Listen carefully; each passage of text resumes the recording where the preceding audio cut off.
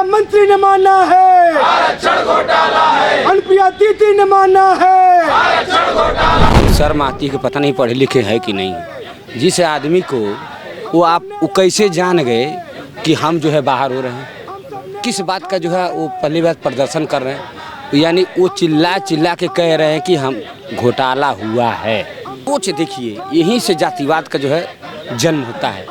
हम एक तरफ कह रहे हैं 4 साल आंदोलन करने के बावजूद भी कि आज भी हमारी जगह पर जो बैठे हुए सैलरी उठा रहे हैं कि उनको भी रख लिया जाए, और उनकी सोच आज जा कर के सीआरटी में जो है नारा लगा रहे थे कि अचयनितों को बाहर करो।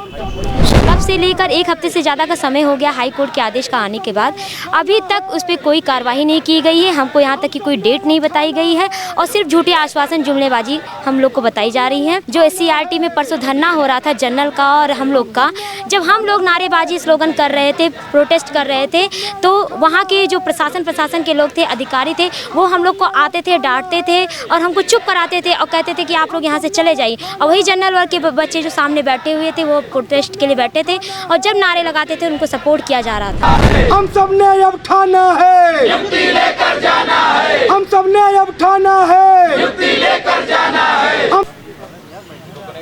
69,000 शिक्षक भर्ती में जो आरक्षित वर्ग के अभ्यर्थी है वो लगातार प्रदर्शन पर बैठे हुए हैं। इससे पहले वो SCRT कार्यालय पर प्रदर्शन कर रहे थे, उसके बाद पुलिस प्रशासन द्वारा इन्हें इको गार्डन में भेजा गया है। आप देख सकते हैं यहाँ पे तमाम अभ्यर्थी, महिला अभ्यर्थी भी इसमें शामिल है। वो लोग लगातार इको गार्डन में कल से प्रदर्शन कर रहे हैं। अभी कुछ अभ्यर्थी हैं, हम उनसे बात करेंगे और जानेंगे। आप लोग SCRT कार्यालय में प्रदर्शन कर रहे थे, आप लोग को कल इको गार्डन भेज दिया गया, क्या कह के भेजा गया? एक्चुअली सबसे पहले आपके चैनल को बहुत बहुत धन्यवाद। जो पुलिस का जो पेपर चल रहा था, जस्ट SCRT के बगल में जो है सेंटर पड़ा हुआ था, तो हम लोग जो है एक डर भी दिखाया गया था। हालांकि उससे हम लोग डरे नहीं थे, उसमें डर ये दिखाया गया कि अगर जो by the way UP police का कहीं भी पेपर लिखा आउट होता है तो आपके जो है मत्थे चढ़ दिया जाएगा। तो मैं कानून व्यवस्था से, शासन में बैठे लोग सत्ता से, शासन प्रशासन से पूछना चाहता हूँ, क्या आपकी कानून व्यवस्था इतनी लचर है, यानी बिना किसी जांच पड़ताल के धरने के नाम पर जो आप कर देते हो? और रही बात आपके तड़की ढड़की से, हम लोग डरने वाले नहीं। नोटिस दिया गया क्या आप लोग? क्या नोटिस नहीं है, पहले एक यह अलर्ट कर दिया गया 5 मिनट के पास टाइम है, अदरवाइज सबके ऊपर मुकदमा लिखेंगे। हालांकि हम लोग वहाँ से जानकारी के लिए बता दें, उनके डर के मारे नहीं उठे हैं, क्योंकि आंदोलन अभी है सिर्फ क्योंकि हमारे जो छोटे भाई अनुज हैं उनके जो है सहूलियत की हम, ताकि उनका जो है आगे का भविष्य का सवाल है। और हम लोग आ गए हैं, जब हम लोग हमारे धरने का हुआ 789 दिन हो गया, 640 दिन तो यहाँ रहा। और उसके बाद जब से आचार संहिता लगा, इसके बाद हम लोग गांव तक घूम के कर रहे थे, एक गांव में जा कर के लोगों को बताने कर रहे हैं। और जैसे ही पुलिस का पेपर ख़त्म होता है फिर हम लोग SCRT को कुछ करेंगे, और जब तक हमारा जियो और शेड्यूल नहीं जारी होता है तब तक हम लोग जो है दिन रात यहीं पर बैठे रहेंगे, चाहे आंधी आ जाए, चाहे तूफान आ जाए, चाहे कुछ भी, चाहे शासन प्रशासन चाहे जितना भी दबाव डाल दे, चाहे जेल डाल दे, चाहे कुछ भी कर ले, हम लोग यहाँ से हिलने डुलने वाले नहीं हैं। कुछ दिन पहले देखा गया जो चयनित शिक्षक है 69 शिक्षक भर्ती के, वो भी आप लोग के बगल में प्रदर्शन कर रहे थे, तो उनके तरफ से ये तर्क दिया जा रहा है, उनकी तरफ से ये कहा जा रहा है कि आरक्षण घोटाला हुआ ही नहीं। जी, जब आरक्षण, पहली बात तो हमको तो कहने में शर्म आती है कि पता नहीं पढ़े लिखे है कि नहीं। जिस आदमी को वो कैसे जान गए कि हम जो है बाहर हो रहे हैं, किस बात का जो है वो पहली बार प्रदर्शन कर रहे हैं, यानी वो चिल्ला चिल्ला के कह रहे हैं कि हम घोटाला हुआ है। ये बताइए, जो हाई कोर्ट का जो जजमेंट आया है उसमें क्लियर कट, एक आर्डर में क्लियर कट आर्डर है। जैसे है ओवरलैपिंग को लेकर के 1994 नियमावली है, 1894 नियमावली है, उसमें बेसिक नियमावली उसमें भी बता दिए, एक चीज़ क्लियर कट किया गया है 27 से 21%, जहाँ की असल व जनते का समस्या कहाँ से आती है। ये कुछ खास वर्ग के गैंग जो लोग हैं ना, ये अनरिजर्व को अपनी बाप की पपौती समझ लिए, ये बाई बर्थ ही समझ गए कि जो अनरिजर्व है ये हमारा जो है, यानी ये कुल मिला जुला के EWS समेत ये जो है 60% जो है महज 10% लोगों के लिए आरक्षण लेना चाहते हैं। उनकी तरफ से ये भी कहा जा रहा है अगर सरकार जैसे, तो सरकार ने तो मना कर दिया है कि वो सुप्रीम कोर्ट नहीं जाएगी, तो वो कह रहे हैं कि हम अब सुप्रीम कोर्ट जाएंगे अगर सरकार नहीं जाती। जाएँ, वो जाएँ, हम तो जाएँ, वो तो सुप्रीम कोर्ट ने उनको बताएगा, जाएँ, कोई रोका नहीं। असल न्यायपालिका सबके लिए खुला हुआ है, वो है। लेकिन इतना जहाँ तक भी है, जहाँ अगर हमारी आवाज़ उन तक, भाइयों तक जा रही है, तो भाइयों से ही कहना चाहेंगे, देखिए हम लोग का पहली बात कहीं भी डिबेट में हमारे जितने भी भाई लोग जितने देते हैं इस पर, ये हम लोग का कहीं भी डिमांड नहीं रहा कि उनको जो है निकाल दिया जाए। हमारे कहने का मतलब उनको भी हमको भी हमारा पहली बात हमें जो हमारा हक और अधिकार चाहिए उनका भी समायोजन किसी तरह सरकार करे। भाई सरकार नियोक्ता है, लेकिन देखिए सोच देखिए यहीं से जातिवाद का जो है जन्म होता है। हम एक तरफ कह रहे हैं 4 साल आंदोलन करने के बावजूद भी कि आज भी हमारी जगह पर जो बैठे हुए सैलरी उठा रहे हैं कि उनको भी रख लिया जाए, और उनकी सोच आज जा कर के SCRT में जो है नारा लगा रहे थे कि अचयनितों को बाहर करो। सोच देखिए वो आज भी वही मनुवाद व्यवस्था लागू करना चाहते हैं जो हजारों साल पहले, लेकिन हम लोग पिछड़े दलित वर्ग के हैं और लोग हम जागरूक हो चुके हैं। जो संविधान की तरफ ताकेगा, झांकेगा, देखने की कोशिश भी करेगा तो ये तो वही तो अभी तो इसमें सामाजिक संगठन नहीं है। अब बताने की ज़रूरत नहीं है, हमारे 69,000 शिक्षक भर्ती के माध्यम से हमारे देश के लगभग अंतिम व्यक्ति तक करीब पहुंच चुका है कि मौजूदा बैठे हुए अधिकारी किस तरह आरक्षण के कालम को जो है घुमा कर छिपा करके किस तरह हमारा हक और अधिकार लूटे रहे हैं। अब इसके बाद सभी सामाजिक संगठनों से हम लोग जो है सहायता मांगे, और ये आंदोलन अगर हमको बहुत जल्दी न्याय नहीं मिलता है तो एक गांव तक 69 इसमें जो है सिर्फ ही नहीं 6800 परिवार नहीं है, अब पूरा पिछड़ा दलित वर्ग हर गांव में जो भी समाज के जागरूक लोग हैं एक गांव तक एक घर तक पहुंचाएंगे।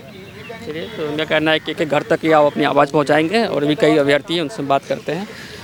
जो चयनित शिक्षक हैं उनके तरफ से ये कहा जा रहा है कि सरकार सुप्रीम कोर्ट नहीं जाती है तो हम लोग जाएंगे और इस आदेश को चैलेंज करेंगे सुप्रीम कोर्ट में। देखिए, सबसे पहले मैं आपका जो चैनल यूपी बिहार है मैं इसका समर्थन करता हूँ। लोग इसको शेयर भी करते हैं जम करके कि हमेशा हम लोग का अपडेट मिलता रहता है, जो भी नौकरी से जो भी संबंधित बात रहता है। बताना ही चाहूँगा, देखिए कहा जाता है कि अगर 2 लोग के बीच में अगर झगड़ा होता है तो एक तीसरा बंदा का पंचायत होता है, वही सब कुछ फैसला करता है। इसमें हम कितना सही थे, वो लोग कितना सही थे, सारा फैसला एक तीसरा बंदा जो हाई कोर्ट में बैठे हुए हैं, जो जज हैं, वो फैसला कर चुके हैं।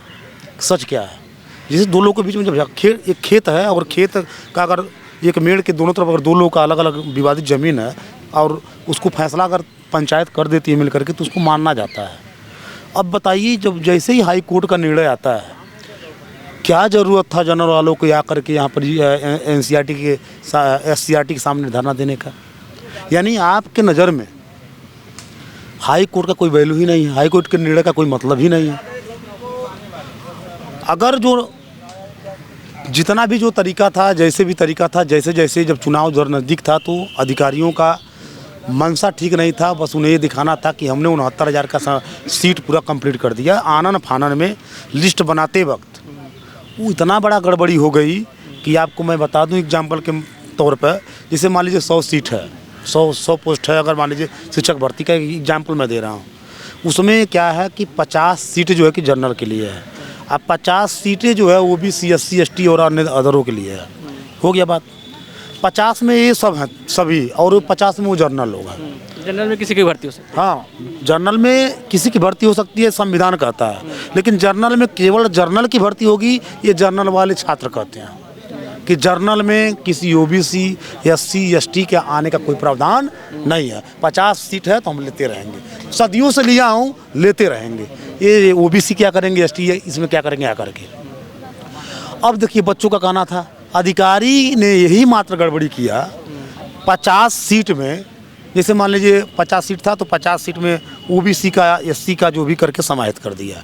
जबकि ये रूल्स क्या होता है मैं बता दूं आपको, जैसे मान लीजिए मैंने कहा कि पेपर कौन कराया, 15 नंबर जनरल का कट ऑफ जा रहा है और OBC अगर 8 नंबर पा गया है तो वो जनरल के वो 50 वाले सीट में नहीं जा पाएगा। लेकिन अगर वो 15 पा गया, 16 पा गया, 15 से ऊपर जितने लोग पा जाएंगे वो जनरल कट ऑफ में चले जाएंगे। तो इस सरकार ने मात्र यही गलती की है, अधिकारी जो बैठे हुए हैं विभाग में इतना ही गलती की है कि इनको अपने कैटेगरी में ही भेज दिए। ओवरलैपिंग का रास्ता बंद, 50% जनरल फिक्स। अब यही मामला हाई कोर्ट में हम लोग लड़ते लड़ते 4 साल बिता दिए, और 4 साल के बाद वह मेहनत रंग लाई है। आप पूरे उत्तर प्रदेश में हर लोगों के मुंह से सुनेंगे कि हाई कोर्ट ने 69,000 की सूची को रद्द कर दिया और पुनः 3 महीने के अंदर उस सूची को फिर पब्लिश करने के लिए कह दिया है। ये सारा हिंदुस्तान जान रहा है। इसमें अगर इस सूची के साथ किसी अधिकारी ने अगर गड़बड़ी किया तो इनको जेल भी जाना तय है। और सरकार की तो इतनी ज़्यादा बुराइयां हो जाएंगी अगर ये लिस्ट अगर गड़बड़ हो जाएगा कि आप उस बुराई को कभी ख़त्म नहीं कर सकते। चयनित शिक्षक की तरफ से ये कहा जा रहा है कि उनकी नौकरी खतरे में आ गई। नौकरी खतरे में क्यों नहीं रहेगी? ये खतरा पैदा करने वाले अधिकारी हैं, उनका बेचारे के क्या गलती है? परीक्षा दिए, टेट दिए, सुपर टेट की परीक्षा पास की, उनको क्या पता था अंदर बैठ के अधिकारी 3-5 कर रहे हैं? पूरी गलती अधिकारियों की। अधिकारी ऐसा गलती किया, अधिकारी को सज़ा मिलना चाहिए, अधिकारी को जेल जाना चाहिए। और ये जो बेचारे भटक रहे हैं भाई, 4 साल से नौकरी कर रहे हैं, उनको पहले हम लोग का सूची जो 27, 21 और जो भी है व्यवस्था, उसको एक नई लिस्ट जारी किया जाए। और जो लोग भी बाहर आ रहे हैं उनको अपना एक कोई तरीका बना करके उनको रखिए या मत रखिए, ये आपका मैटर है। हम उसमें क्यों कहें कि आप रकबे कर लिए? अब ये आप जानिए जो गलती किया है। लेकिन हम लोग का जो है शिक्षक भर्ती में जो लिस्ट है 69,000 में जो होना चाहिए, वो पहले लिस्ट आप क्लियर करें। हाई कोर्ट में जवाब आप दें कि हमने 27%, 21% का जो भी रिजर्वेशन है आपका, क्षैतिज ऊर्ध्वाधर सारा नियमों का हम पालन करते हुए सूची गुणांक कैटेगरी के साथ हमने लिस्ट बना दिए हैं। और एक कोर्ट में आप पेश करें। और जो भी पिछड़े वर्ग के जो दलित हैं, जो कोर्ट में याचना किए थे, मांगे थे, उनको आप संतुष्ट करें। आप बिल्कुल सब कुछ सही हो जाएगा। और देर न करें, अगर थोड़ा सा भी लापरवाही हुई, देर हुई, तो आपका मनसा क्लियर हो जाएगा। अगर किसी ने ले जा करके इस भर्ती को सुप्रीम कोर्ट में फंसा दिया तो साफ तय हो जाएगा कि इस भर्ती घोटाला में सरकार का भी साजिश था। अगर अधिकारियों का साजिश है तो अधिकारी को तुरंत आप निकालिए, जेल भेजिए और दूसरे अधिकारी को वहाँ पर नियुक्ति कर करके जल्दी से इस लिस्ट को नए सिरे से आप पब्लिश करिए। अधिकारियों पर कार्रवाई की मांग कर रहे हैं। तो यहाँ पर और अभ्यर्थी आप देख सकते हैं, यहाँ पे ये पोस्टर भी है जिसमें लिखा हुआ है तो के आरक्षण पर नेता मौन क्यों है। इसमें अनुप्रिया पटेल, केशव प्रसाद मौर्य, संदीप सिंह, सत्येंद्र सिंह तमाम नेता है। पोस्टर इसमें आपने ये तमाम नेता का तस्वीर लगाया है और लिखा है कि पिछड़े और दलितों के आरक्षण पर नेता मौन क्यों है। ये नेता मौन है। देखिए, हमारे ही नेता हैं, हम धर्मवीर प्रसाद सुल्तानपुर से हैं, हमारे ही नेता हैं, हमारे बीच के नेता हैं। और जो है सरकार में हैं तो हमारी इनसे उम्मीद भी है। तो ये बोल देते हैं, ट्वीट कर देते हैं, जहाँ तक मतलब ये है कि आपको दिखावापन करते हैं। अगर वास्तव में हमारे नेता होते हैं तो ये जो डबल बेंच का आर्डर आया है, इसके आर्डर आने के पहले 640 दिन का हमारा संघर्ष है। और वो भी हम सब पिछड़े समाज से आते हैं, यहाँ कैसे रहते हैं, कैसे अपनी व्यवस्था चला रहे हैं, चंदे से कैसे चला रहे हैं, उनका इस संघर्ष को देखना चाहिए। बहुत लंबा संघर्ष होता है, 640 दिन, और उसमें 80 दिन लगभग भूख हड़ताल का कार्मिक हम सब का है। तो अगर ये चाहे सरकार में हैं, वो माननीय उप मुख्यमंत्री केशव प्रसाद मौर्य जी हैं, उनका बहुत बड़ा ओहदा है, वो चाहे तो सरकार में है, वो हमारी जो आर्डर आने के बाद 3 महीने का समय मिला है, ये 3 दिन में हम सबको न्याय देके और ओबीसी का जो है समाज में अपनी मान प्रतिष्ठा स्थापित कर सकते हैं। और है उनका मान प्रतिष्ठा, तभी हम सबसे उनसे उम्मीद भी रखते हैं।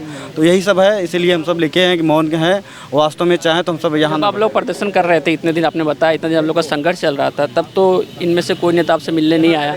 लेकिन अब जब ये फैसला आ गया है हाईकोर्ट का, तब वो ट्वीट किया जा रहा है आप लोगों को लेकर। हम मिलने तो नहीं आए, लेकिन ये ट्वीट के माध्यम से हमेशा माननीय अनुप्रिया जी हैं और केशव प्रसाद मौर्य जी आवाज़ तो उठाए हैं। लेकिन जो है कहीं ना कहीं हमें ये लगता है कि सरकार में इनका जो कहते नहीं, हमें दे दिया गया कि वोट बैंक के तहत जो है इनका आवाज़ सुना नहीं जा रहा है। कहीं ना कहीं हमको ऐसे लग रहा है, अगर ये अपना अस्तित्व दिखाएं कि हम हैं कुछ भाई, तो हमारी आवाज़ सुना जाएगा। जी, सरकार मतलब इन नेताओं की भी आवाज़ नहीं सुन रही है। नहीं सुन रही, जाहिर सी बात है, हम ओबीसी के कैटेगरी से आते हैं। अगर आप ओबीसी के आप नेता हैं, आप सरकार में हैं, तो आप चाहे एक दिन में हम सबकी ज्वाइनिंग हो सकती है। भाई ट्वीट कर दीजिए, आप दिखा दीजिए हम आपके साथ में हैं। और वास्तव में ज़मीन में क्या है, हम सब यहाँ भटक रहे हैं, लगभग 700 दिन संघर्ष, बहुत लंबा संघर्ष होता है, यहाँ भटक रहे हैं। हम सबकी ज्वाइनिंग कहाँ है? 3 महीना 5-6-7 दिन आज हो गया, 13 तारीख को ऑर्डर आया, जो है लंबा संघर्ष हो गया। ऑर्डर हम सबको ज्वाइनिंग देके कॉन्स्टिट्यूशन जारी करना चाहिए। जो हमारी जगह 4 साल से नियुक्ति कर रहे हैं उनको बाहर करिए, ना बाहर करिए। आप उनको गलत तरीके से, उनके उस अधिकारियों को गलती है, अधिकारियों को आप उनको सज़ा दीजिए। और उनकी गलती तो है नहीं, उनको जिस तरीके से आप ज्वाइनिंग रखना चाहते हैं उनको रखिए, हमारा हक अधिकार हमको दीजिए।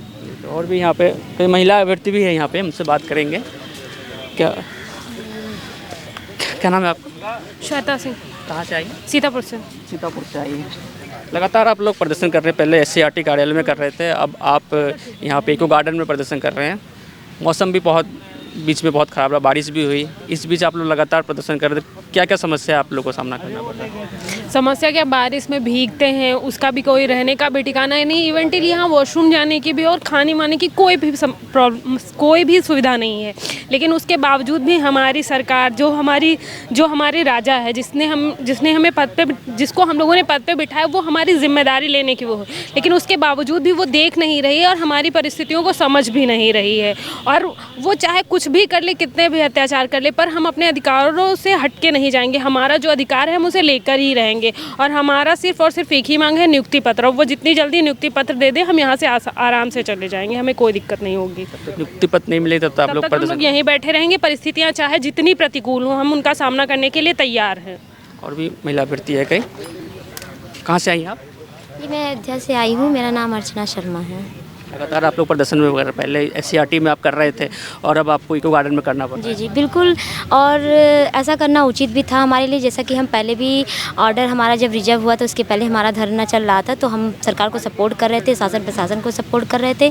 और इसी तरीके से कल भी हम लोग को जब कहा गया तो हम लोग वहाँ से अपने आप स्वेच्छा से वहाँ से उठकर इको गार्डन चले आए, क्योंकि देखिए यहाँ हमारी लड़ाई अधिकारियों से, ना कि शासन प्रशासन, ना कि सरकार से है। तो वो बच्चों का जो पेपर हो रहा है, हमारी लड़ाई उनसे नहीं है, तो हम क्यों उनका, वो भी हमारी तरह पढ़ लिख कर कुछ बनना चाहते हैं और अपना नाम करना चाहते हैं। तो जैसे मेरी परेशानियां हैं वैसे उनकी भी परेशानियां, तो मैं उनके साथ खिलवाड़ नहीं करना चाहती। इसलिए क्या कहते हैं, हम सब भाई बहन अपनी स्वेच्छा से यहाँ पर आए हैं।